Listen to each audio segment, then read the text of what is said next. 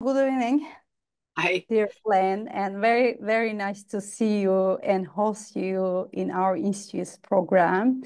And it's a very important and hot topic for us because especially after the COVID-19 and during the COVID-19, many teachers are very, very, very exhausted and very tired because of the crisis during that term.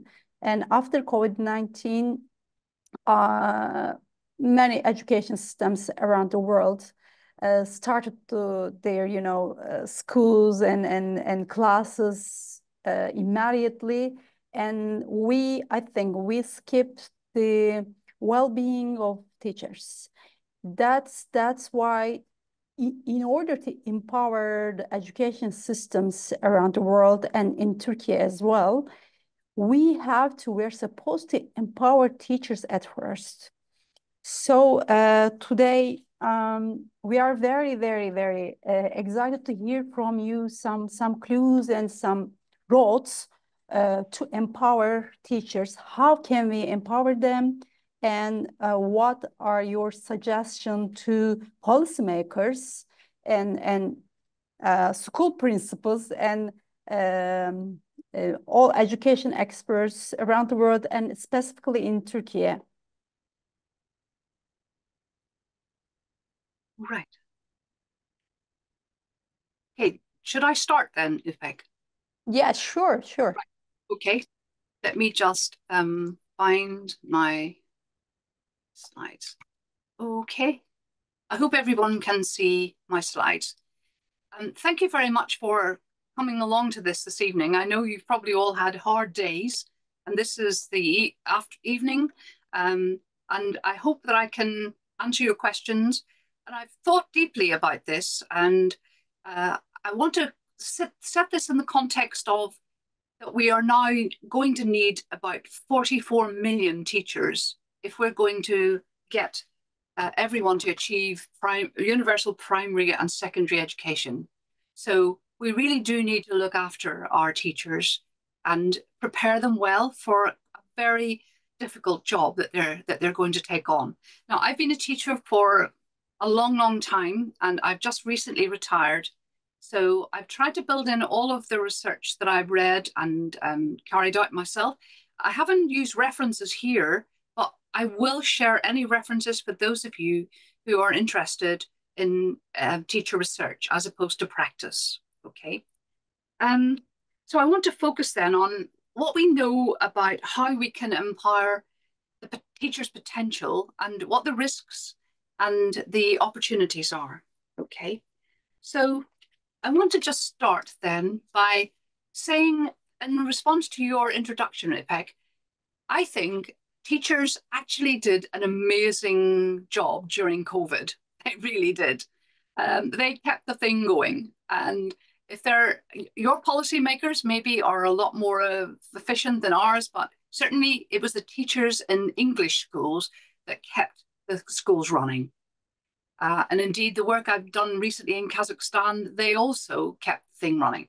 So we are really lucky to have a bunch of excellent teachers. But you're absolutely right. We've gone back to the old ways of not valuing teachers post-COVID. So I want to try and share with you some of my experiences, but what we might do to try and recover that. And I think one of the things I would be saying to policymakers is that teaching is complex. Okay. I think often people who aren't teachers, have never been in a classroom, assume that it's easy. You just go in there, you just stand up and you tell the children things. Now, I'm sure we've got a lot of teachers in the audience who will know that that isn't the case.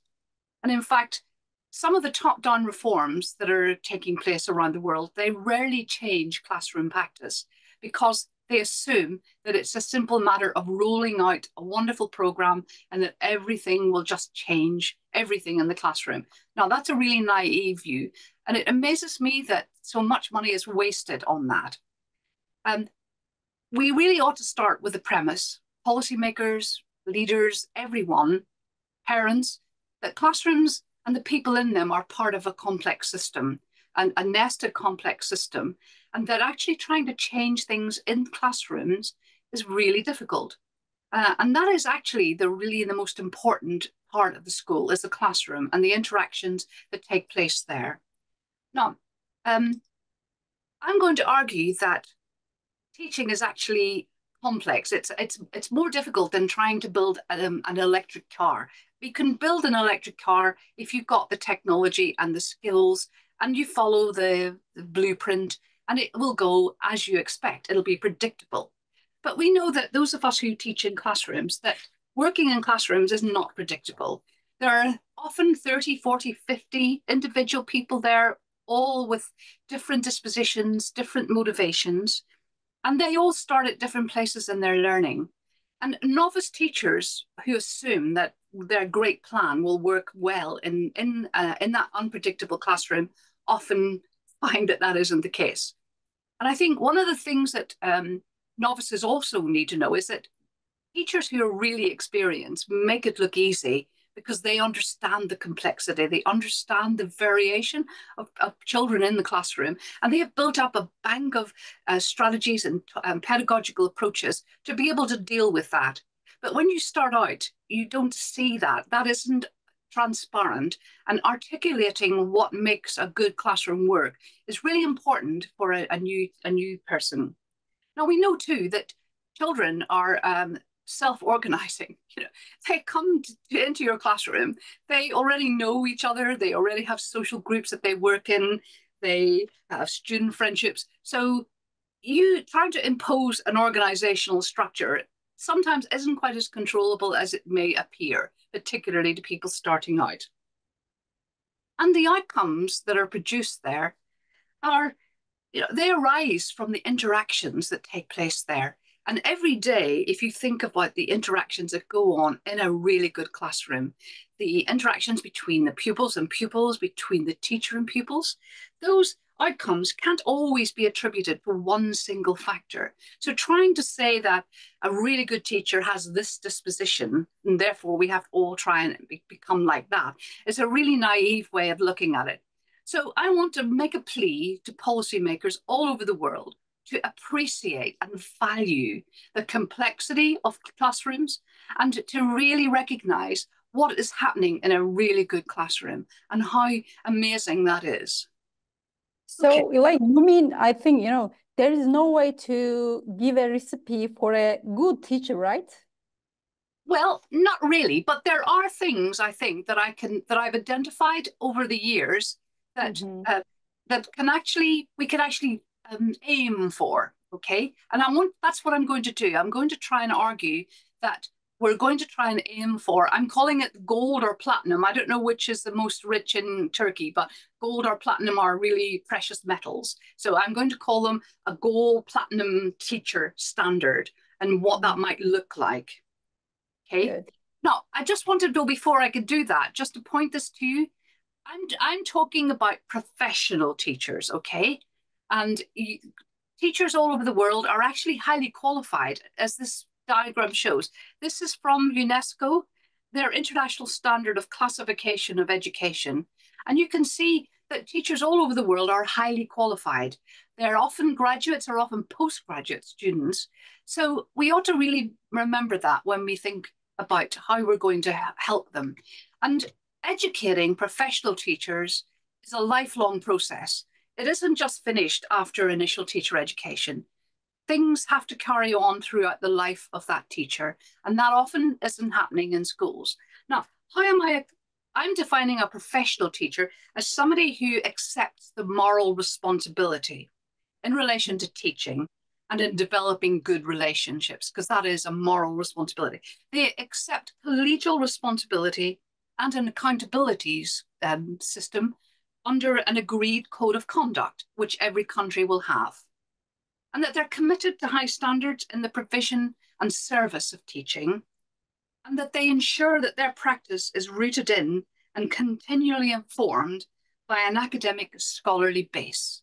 Now, this is ideal, and what we want to try and think of is in situations where teachers are starting out, that is what they're aiming to be. But that code of conduct, that idea of professional teachers will inform all of the interactions that are going on.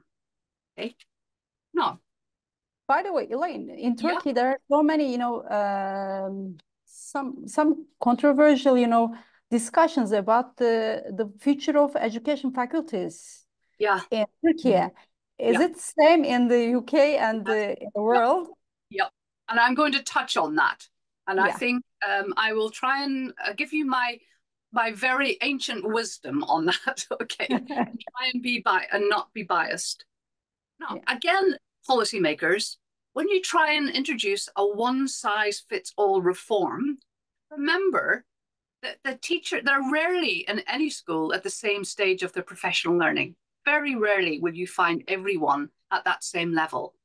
People will have previous learning experiences. Some people may have masters, some people may have doctorates. And then what are the opportunities for learning in each school? That will vary from city to city, from region to region. And then what career phase is the teacher at? That also will determine how responsive they are to change and how much access have they got to networks. Because I think having other people who you can bounce ideas off, either inside the school or beyond, is a very amplifying process. It will amplify the learning in the context that you're in. Okay? Now, so I'm going to skip over this. You know this. The teacher's learning journey, and they develop experience. Is that the same as expertise? That's for another day, I think. But this is roughly the model that most teachers follow. Okay. Now, I want them to think about this gold platinum standard. Okay. Yes, What it is very interesting and new term for us, by the way. It's a very new term for us. Well, it's one that I've coined, and I'm thinking, you know what? There's a lot of gold platinum standard teachers out there. There really are. And we need to celebrate them. And we need to maybe encourage them to be much more dynamic in helping other people to gain their standards rather than locking them away or putting them on a plinth. Let's help use their skills. Now, what do I mean by that? Well, I mean somebody who is well qualified and has specialist knowledge in their subject. So it might be chemistry, it might be in how to help children to read, how to learn maths early on, but that they will have specialisms in that. And that's often at graduate level as part of their initial degree, their first degree. But a gold platinum standard teacher will also know how children learn and how to teach particular children in their classes and draw on knowledge of pedagogical approaches. So we need pedagogy and subject. And a really good teacher has both and uses both. Sometimes it's tacit and buried, and they're not able to articulate why it is. But if you dig deeper, you'll find that those two things are going on in the teacher. Now, what do these teachers do? If I looked at how would I identify a teacher? These are the basic skills that I think everyone can do. They know how children learn from their training. They'll know what to teach from the curriculum, and that will be determined. They'll know how to structure sequences of lessons or topics, and they'll know how to assess if they've been successful. I think that's a bare minimum that every teacher ought to be able to do well. Now, a gold platinum teacher, however, will be able to deal with this classroom and know what to do here. And they will know how to help every child in this classroom. There are a lot of things going on here. I've deliberately made it unprovoking because it's 14th century Bologna. But I've seen classrooms like that in England that look very, very much the same. The teacher up on the front, imparting knowledge. The keen children in Kazakhstan, these were the Olympiad children on the front row. Some poor soul who's obviously had enough. And then these children on the back who aren't engaging at all. I mean, so this is a way of discussing how on earth would you actually change that? How will you bring about By the way, we have very similar scenes in Turkish schools. I think this is a global thing. Everywhere I've been, everywhere I've used this diagram, everyone has smiled wryly, knowingly about what's going on. Now, I'm arguing that gold platinum level teachers are actually think about inclusion. They think about inclusive practices. And again, UNESCO has written a very good handbook ensuring inclusion and equity in education. So, you know, the equity for these children must be the same as those children. Again, that's a belief, but I believe that these teachers hold that belief. And they make use of existing skills and knowledge to move this around within the system. They value the differences here that we have in this class, and they address barriers so that they can get these people participating in learning. They make effective use of available resources, particularly human resources, and they cultivate and create a language of practice and a culture of experimentation where you take risks. Because if you carry on with this classroom layout, you're not going to shift the behavior of the children on the back. Learning from other people, learning from other schools, and reaching out to all learners, that is really tough. That is very hard to do every day. It really is. And only after a long time of reflecting and making sense of the complexity of this classroom are Gold Platinum teachers able to do that. Now, you will have teachers in your country who can do this. In England, we have two. But what we want to do is to spread that more widely, share that knowledge more widely, so that all children can actually get the best possible education. Okay. Now, I'm glad to hear that Linda Darling-Hammond agrees with me. She says exactly the same. And her work is just published, and she has based this model on work that she has done in Ontario in Canada, in Singapore, in Finland, and in Estonia. So the work that they've done recently has brought together this model, and it's very similar, this idea of what you need to know as a teacher, what skills you need to have, and what disposition is likely to be more successful in complex classrooms. This is a really good paper. If any of you are interested, it's excellent. And Linda Darling-Hammond is just wonderful. Okay, so I was relieved to see we're all on the same time. So what can we do? Okay, I'm giving you lots of problems. Well, I think we need to prepare new teachers really well. We need to get them started out so that they really understand what it is that they're getting themselves into.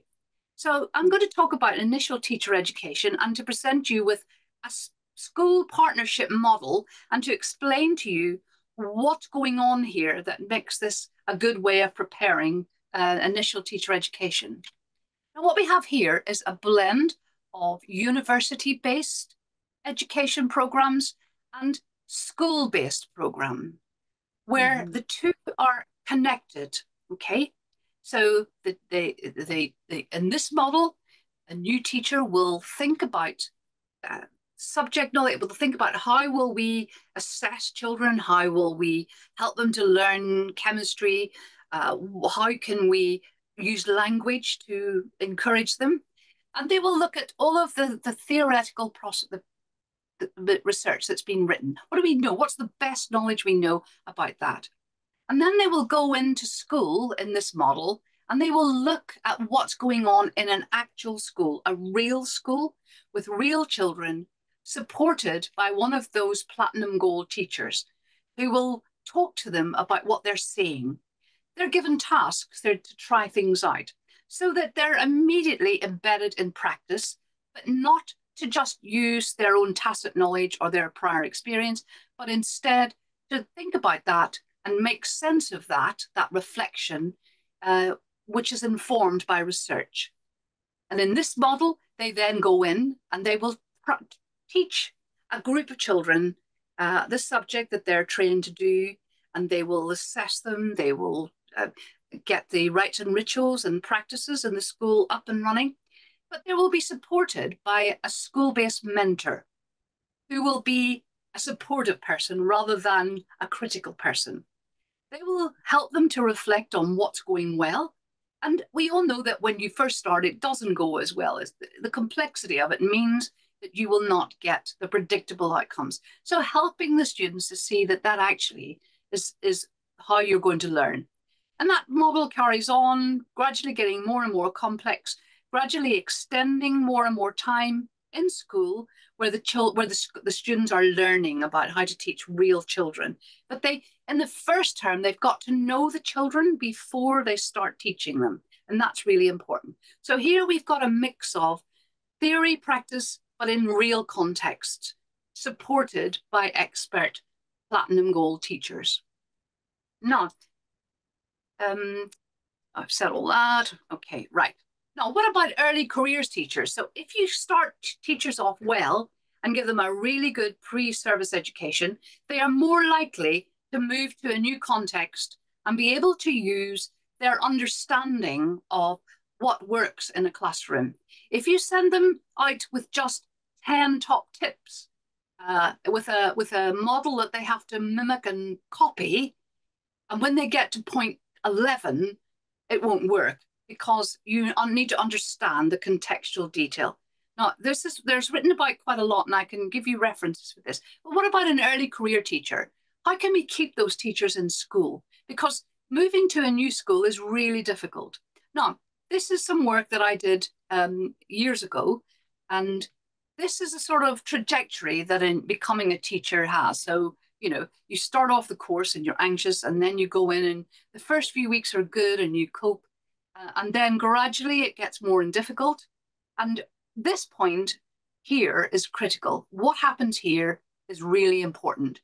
And if that point there isn't supported really carefully, then essentially what happens is that the teacher will leave. So if they believe that they're not doing a good job, if they don't know why they're not doing a good job, if they don't know how to solve the problem, then they'll just give up. These people are clever, they're graduates, they're trying to do their very best, but that is hard in a new context. So this point is really crucial, and that's why you need school-based mentors and coaches who are helping the new teachers to overcome the difficulty, okay? And hopefully we can get a lot of teachers who can get through that period and be able to stay on. So increasing the potential of new teachers, you need to value their new ideas and experiences. Don't criticize them and look for fault and pick fault. Those new teachers are going to know, they'll be up to date in their subject knowledge. They probably are digital natives. They can bring in new ways of working, help them to be able to integrate that into the school system. But in return, you need then to help them with their fitting into the school. Capture their enthusiasm and energy. They're often young teachers. Don't drain them and make them feel exhausted because they feel so bad. They feel, I'm not very good at this, because they will. So helping them through that period will pay dividends.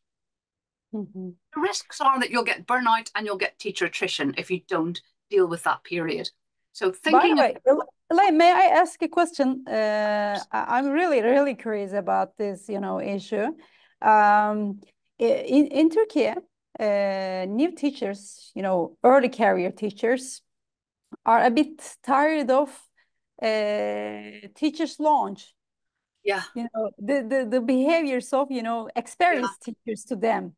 Yeah. How can we change the, design and the mentality of teachers' launch for early career teachers? Right. I mean, managing a class of children who you don't know is tough, but it's not impossible. And I honestly believe that every child is worth having, making sure you do your best for them. But you have to earn your right to be in their classroom. So you have to you have to be professional about how you prepare. You have to listen to what the regular teacher does and not assume that you know better. There are all sorts of strategies that we can help to overcome those behavior. And there are normative things, there are practical things where you can use the rites and rituals that are there in the school and implement behavior policies. But overcoming that is all about building relationships with the children. And if the children believe that you care about them and that you really do want to do your best for them, then their job is to do their best as well. So that takes a lot of time.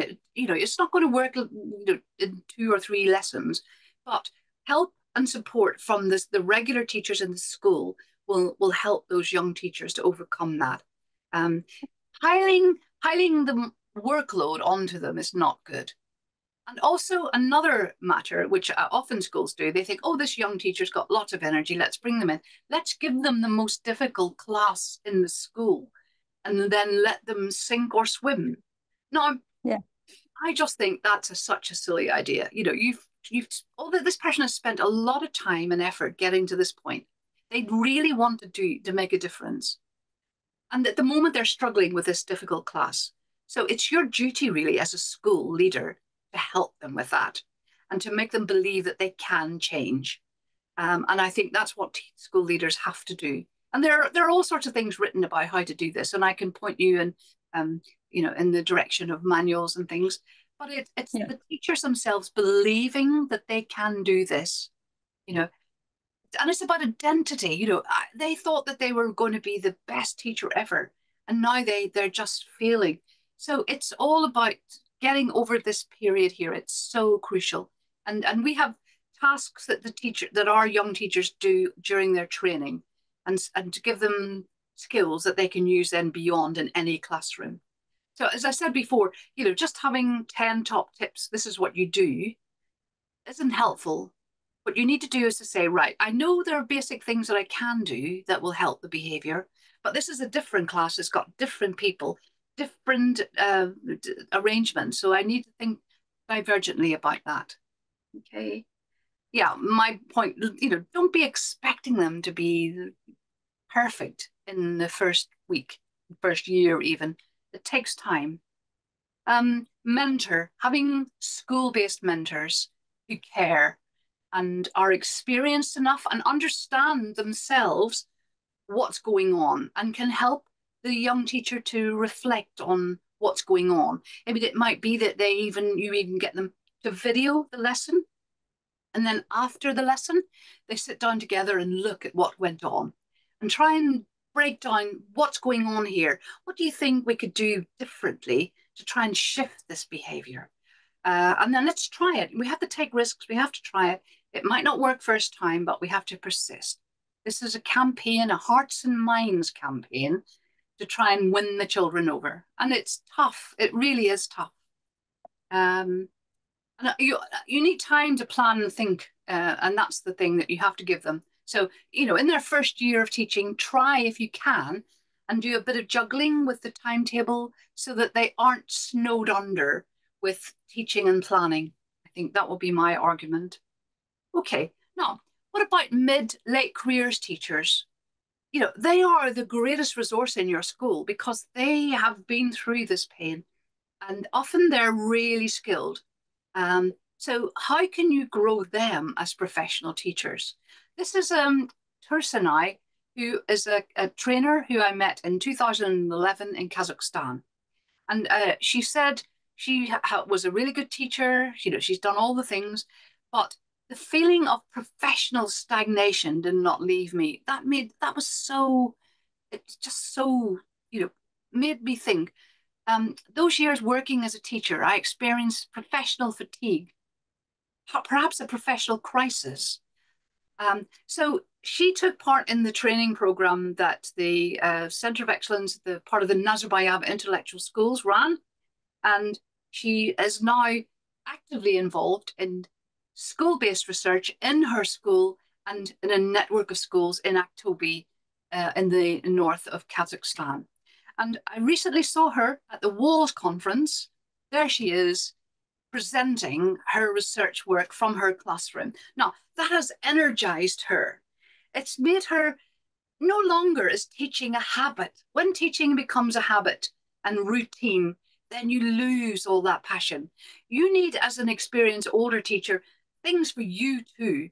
And I think that's really important. And we often forget that, okay? This is her at the Walls conference in Astana presenting,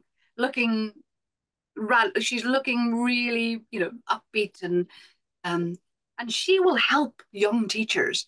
She's a great person to have in the school to work with those young teachers. By the way, we have hosting some teachers from Turkey, and they can also share their experience, like Kazakhstan case. Guys, Yeah. you can share your experience at chat bar, you can write down there, and we can read them out. Setting up networks together is just the most powerful. Networking with teachers who are fully professional, who clearly are, is the way that we can change things. It's the only way we can change things in classrooms, really. Now, this is an attempt here, and it's a great idea, and it's from the initial, what are they called? The Interagency Network for Education have produced a training pack. Now, if you're in a crisis context, you've got even more problems to worry about. You may be in a refugee camp, or you may be, displaced or living in one of the camps. There's great schools in the north of Algeria. So this organization thought, well, we can help those teachers. They haven't got access to resources. That's a barrier to them helping the children. Some of these people are actually experienced teachers as well. And I think what this organization has produced training packs, and they have handbooks, and handbooks are great. And I think having a handbook is wonderful, but that isn't enough. So it's just to give these teachers this isn't enough. What we need then is that networking, that working with other teachers, maybe through WhatsApp or a social media, connecting with other people and sharing out, what can I do for this? And that is the only way I think that this situation will change. So increasing potential, what you've got here is access to knowledge about how to teach programs in crisis context. When you've lost everything, this is a good start. I think this is a great start. And they also have some face-to-face training by NGOs in the refugee camp. And I think that personal contact is excellent in terms of getting people to talk, and dialogue and talk and reflecting and sharing that will shift people's minds. Okay. But the risks are that just having this handbook, which is a generic handbook, it's for everybody, to implement that in a range of contexts, it ignores the complexity of the situations. So that's why you need as well the face-to-face contact, but also the networks of people, and people who are working in the same context, who can think, well, what can we do here in our context? How can we make that fit what we're doing here for our children? Now, one of the things that we have in England, which is causing absolute retention rates to drop, is we have introduced scripted lessons. Okay, that is giving teachers a lesson plan to follow slavishly, as if that's going to help your workload. Now, I can see that it may help the workload, but what it has done is for those middle career, longer career teachers, it has absolutely removed any autonomy they had in preparing lessons to fit their individual classes. It's taken away their professionalism. And they have just voted with their feet. And last year, 45% of those teachers left English schools. Now, these ideas have been imported from often the States, from the charter schools there, and it's a way of overcoming the lack of training. But don't go down that route, because it's awful for your teachers. It really is. Elaine, this issue is very important for us, because you mean teachers' resilience, right? Yes. It is very important, because for Turkey, we experience, refugee crisis and very huge earthquakes, some natural disaster, and teachers should stand very strong in front of this kind of crisis. And sometimes they cannot get enough support. Yeah. Because I mean, because the resilient clarity, I mean, this is often policymakers are sort of taken in by all of the slick talk of some people, particularly. And I don't know if there's anybody here from Teach for All. I don't know if you have Teach for Turkey here, but I have a campaign to try and make them realize that what they're doing may seem as a way to help the situation, but it's very short term, and it's not really helping the long-term profession. And I do worry about if that's the only source of teachers you have. But I think, just to finish off, I think setting up networks with more of those gold platinum teachers online or through social media, and having opportunities to reflect and talk about particular classrooms, giving teachers space, helping them. They can use training packs, they can use, lesson script, but not only that, they need then to think about, who have I got in front of me? Well, let's go back to 14 Friendship Bologna. How are they going to shift it so that every child has an entitlement to the best possible education? And I think there are examples all over the world of this happening, which is really positive. And I know lots of good things are happening in Turkey too. And I know you work with the Marif Foundation, and they're doing amazing things through networking and sharing. And those teachers that I've met at your summit, they all talk to each other and shared ideas. That is the really powerful way of changing and empowering teachers, by celebrating what goes on well in classrooms and celebrating and valuing those teachers.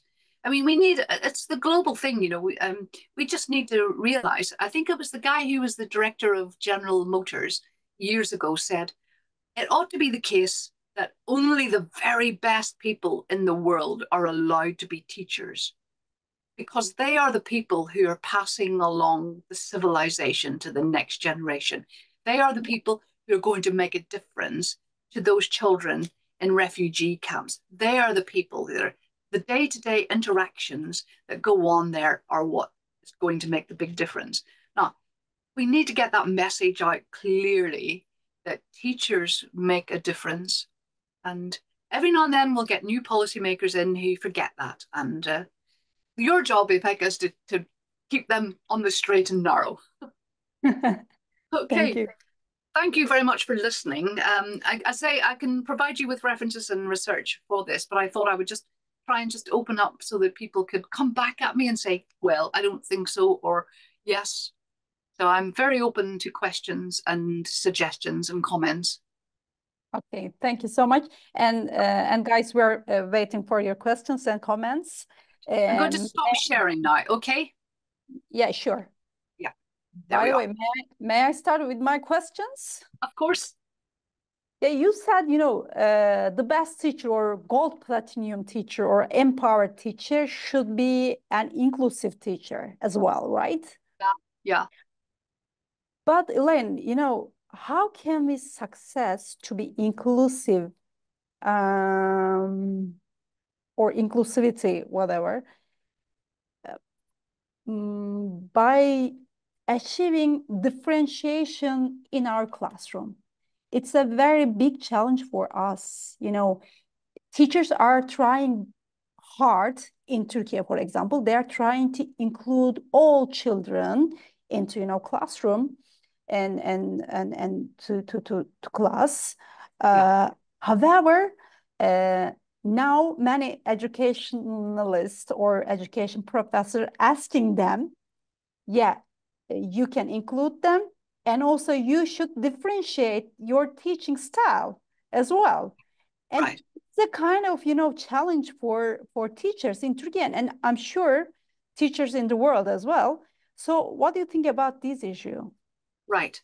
No, that the word differentiation, I don't like, because that immediately conjures up an idea that you're going to have to do 3 different things in the class, and you're going to have to do different things for that group and different things for that group. But that isn't the case, okay? What the teacher who has expert pedagogical approaches will think, what is it I want the children to learn, okay? What are the core ideas maybe that I want them to learn? And to over a period of weeks, not just one lesson, how can I include every child and make sure every child progresses at an appropriate level, and that I know what they're working at and what they need help with? It could be through having other people in the classroom with them. In England, we have teaching assistants who are often parents, so that the teacher can split the class up maybe for some of the time So there are other strategies. There are really good strategies out there and guidance on how to do this, rather than thinking, oh, I have to have 5 different activities going on in my lesson. So the first thing is to think more strategically, more longer term. Where do I want the children to get to? Okay, is that all of them? Now, what about if I give you an example of something I saw of a teacher in Kazakhstan teaching a maths lesson, and she had a really, really good mathematician in her class. He was much brighter than all the other children, far further advanced. He was bored. She recognized that, and she got him to be involved in, for some of the lesson, not all of it, for some of the lesson, actually helping and teaching some of his peers how to do that. Now, she'd spotted that and she'd planned for that. So it's about strategically planning rather than preparing for differentiated activities. But I can send you some references with some really good examples of how to do this in real classrooms. Because there is a huge misunderstanding about differentiation, because some teachers and some educationals, unfortunately, they think that, you know, the differentiation means creating different pedagogy for each student. No. It's not differentiation, right? You can't do that. You can't do that. You can't nor is it a good thing for the children either. It isn't. I'll send you some really good stuff that's written about it to share. Yeah. Oh, we've got Erdal has it, or is it Erdal? They can. Okay, they're typing. Yeah, they're typing. Good.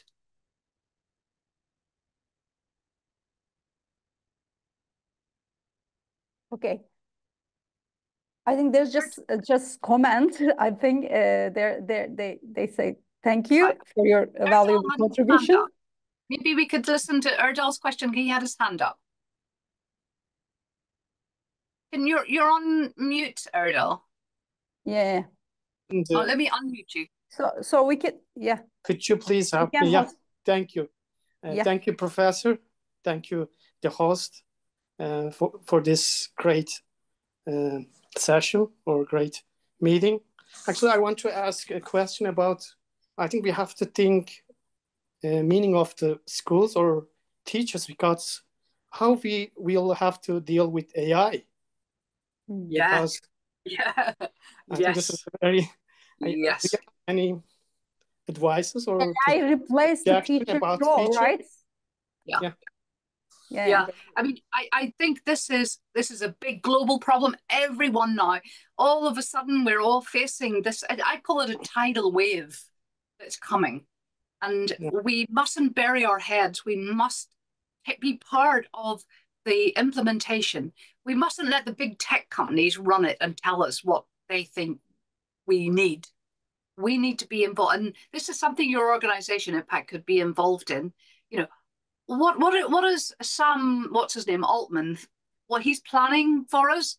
Well, maybe we don't want that. Maybe we want to be doing these things, helping us with that. That would be really helpful. So we need to have a voice there, and you need to have a voice as a teacher in how this is implemented. But we can't leave it too late, because the children in your class are already using this. They are early adopters. So we need to be educated ourselves about what it can do, what the pitfalls are, what the problems are, what the potentials are. I mean, your title is perfect, Impact, the potential and the risk factors. And then how can we then implement it into our schools? But this is a big global problem. Again, there are people thinking about this, and I can send you some stuff to read.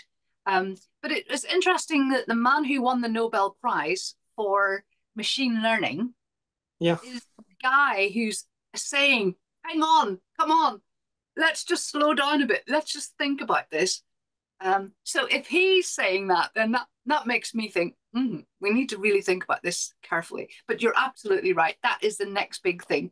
And we need those platinum gold teachers involved as well, because they know what will work in schools and what won't, what's useful, which will make their job easier.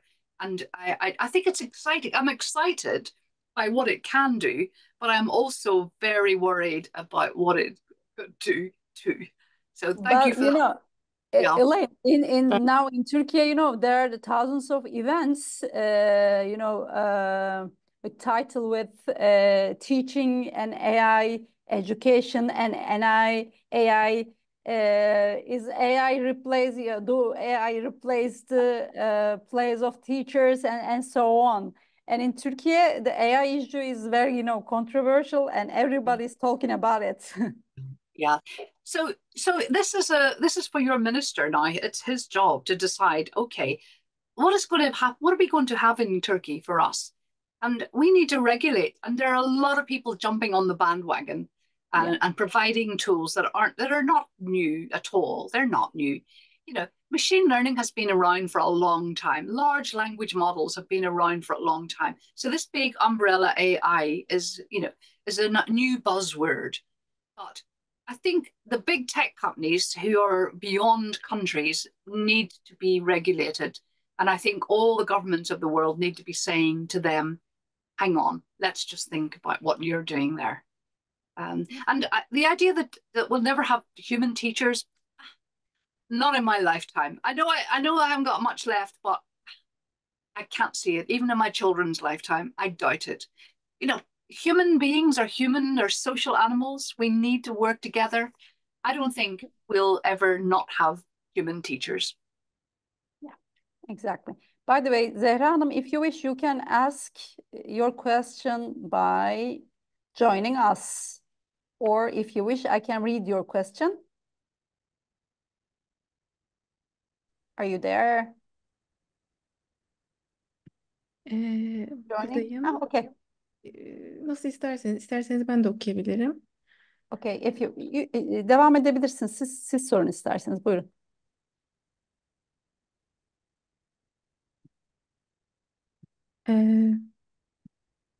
I just want to ask, could you please share some sources for us for active learning techniques for teachers? Yes.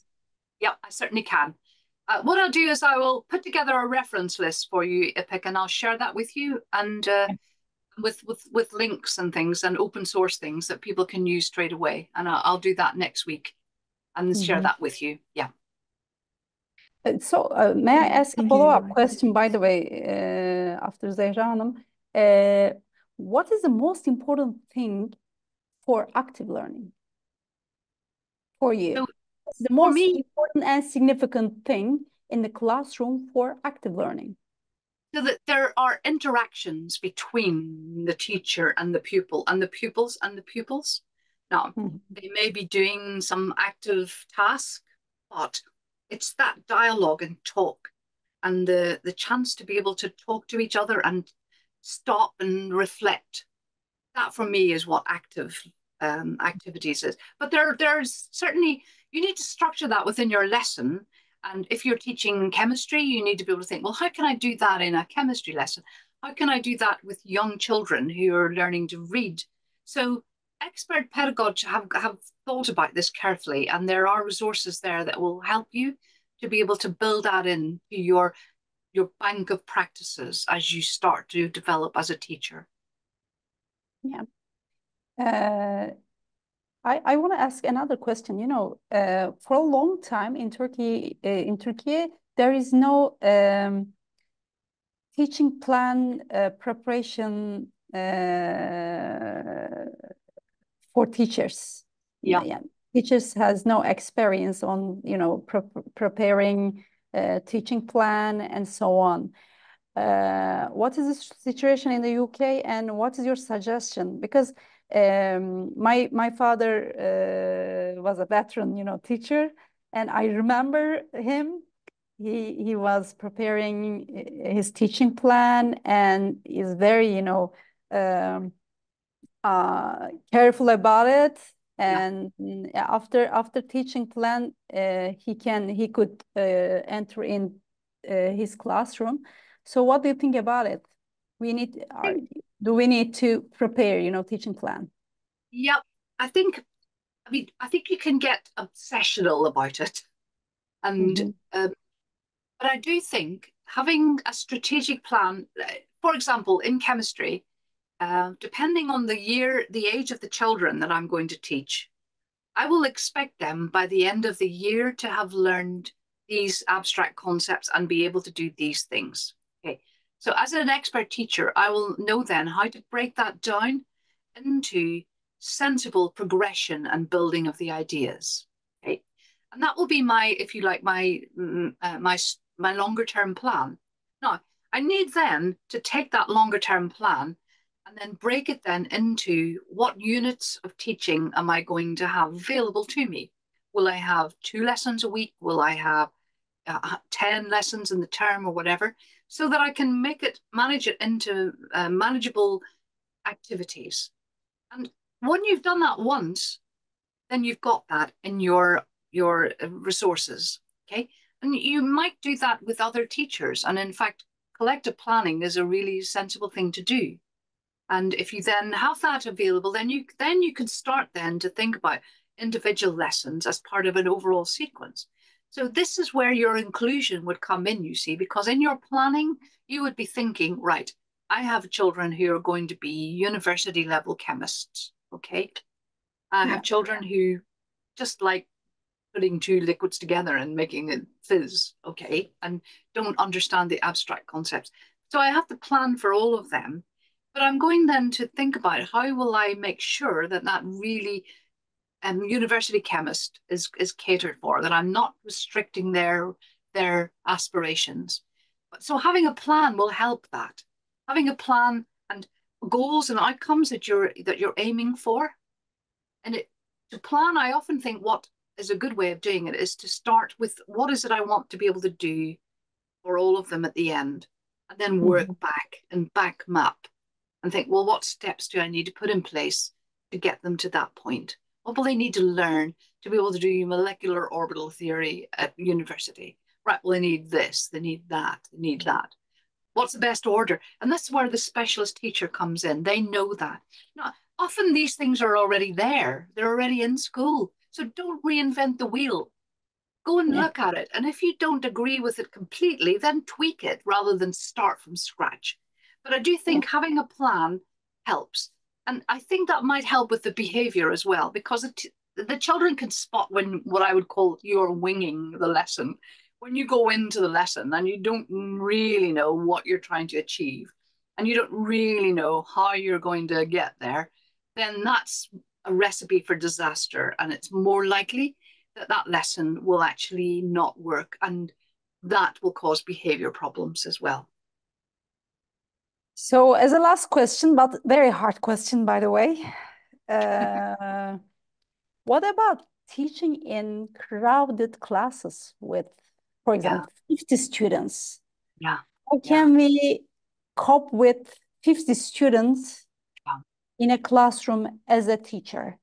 For example, as an early career teacher. That is so hard. I mean, ideally, you would have lots of resources, lots of space, but that isn't the case. I know that isn't the case. I know that in Kazakhstan, in Astana, in the city, the schools there have 5,000 children in the school, one school, 5,000 children. So how do you do? So in a classroom with 50, then again, you've got your plan and thinking about how to structure the actual physical space is important. And being able to move people around to work in different groupings is often help. So don't think about standing at the front and teaching all of those 50 like 14th century Bologna, because I can guarantee you're going to have the whole back row doing nothing because they've lost the plot. And then you've got behavior problems. So trying to do one size fits all lesson for 50 children isn't really a good idea. So you need to get to know who's in your class, okay? And for some of the activity, it might be that you will group all of the really fast workers together and get them to do something while you go and help the children who are struggling with the ideas. So the grouping. So it's about grouping them according to the activity that you want to do. You could get them all back together maybe and get them to share their ideas with each other. So cultivating a convivial, collegial environment is really important with that size of class. And often novice teachers, they just bury their head in the sand and they ignore the back row. And the Catholic teachers told me that. They did. Oh, we don't know what to do with them. We just ignore them because they're too hard and we don't know what to do with them. So that was part of our training program, was helping with different strategies, new ways of working that help those children to be part of inclusion. But I mean, it's so tough. You know, tell your minister, you know, you try and do this job. You try and come in and teach 50 different children in a small room with hardly any resources. You do that, and then don't criticize me if a few of the children are misbehaving. This is tough. So let's support them, give me help. Maybe a veteran teacher can work with me and help me to do, you know, to get around that problem. But we just have to reclaim teaching as an honourable moral profession that's complex. We really have to. And I think that would help. It would help then young people believe, you know, they can see that their sense of duty. Look, I know it's tough, but I'm making a difference here. And I'm going to stick at it because the school believes in me and they're going to value me and help me. That has to be the message, not beating them up all the time. No. Sorry. Yeah. Okay. Thank you. Thank you so much for this very, very nice presentation and lecture.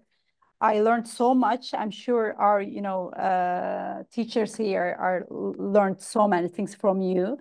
You inspired us for new ideas and for new roles and paths, by the way.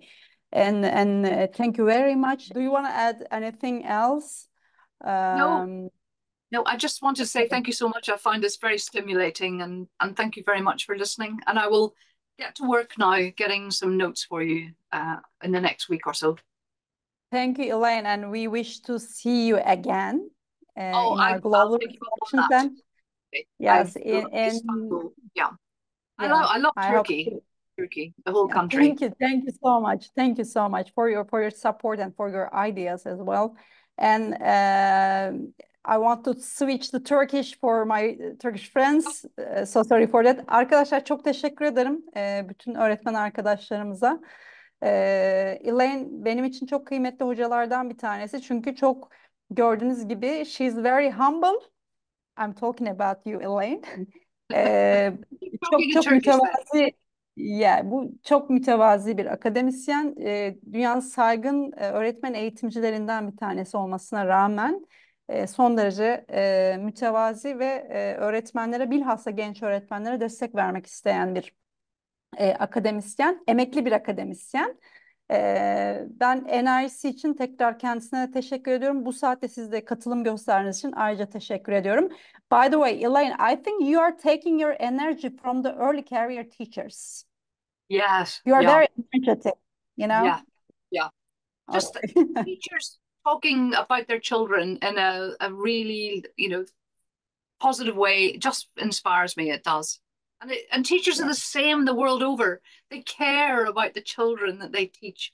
That's what drives them. They want to do the best for their children everywhere around the world. It's the same. Yeah. That has to be the most important job in the world, surely, policymakers. Absolutely. Absolutely. Thank you so much. Thank you. Good evening. Have a nice evening. And I hope to see you again face to face next time. Take care. Goodbye. Right. Bye. Bye. Take care.